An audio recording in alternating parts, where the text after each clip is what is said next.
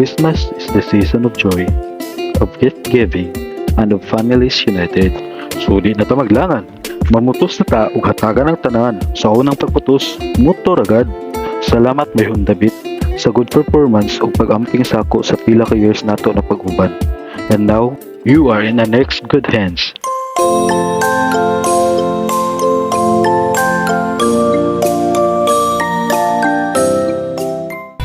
Ang unang gihatagan, si Inday Burakdat ang pangalan.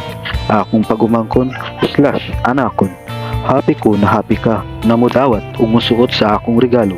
Bisan sa simple na butang, na-appreciate gihapon nimo. Sa uban akong mga anakon, kulot ako ninyo ug makauli ko puhon. Kay di mahibawaan ng panahon. Basin paday kamo nay mohatag sa ako puhon.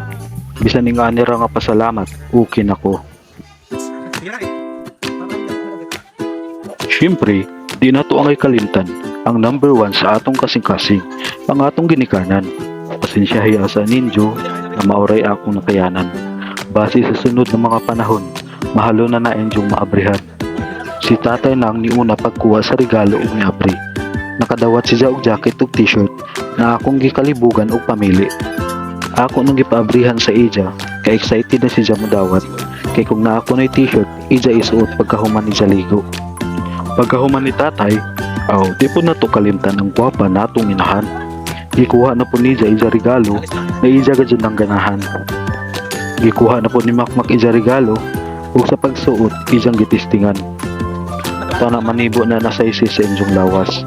Kay kung dili gani, basin makahatag ko ani og cash. Happy ko na na-appreciate ninyo tanan, bisan mga simple na mga butang. Nanay, kabalo ko nga gusto na nimo ang mga ingana. Maunang giregilahan ka na ho ana, para may another na sab nimo ikabutang sa imo altar ang puanan. Sunod na mga nakita nako, nanggingisi. Ang mga supportive na mga igsoon na di pa alkansi. Nagregalo chick na dadyon sila, bisan 24 pa sa buntag. Di na daw nila paabton og 12 midnight, kay di na sila makahuyat. Ug sa ilang pag-abri, sige nagyay. Nagpasalamat na pinangisi. Thank you so much Lord for giving me a chance of giving these blessings to the persons I love. Salamat sa pag-appreciate sa simple na regalo na gikan sa ako. Ug di ara, ang new deserving honor o Mayhon David. Deserve na nimo sa imo kapugihan ug buutan na amahan ug bana sa imo pamilya ng Archie.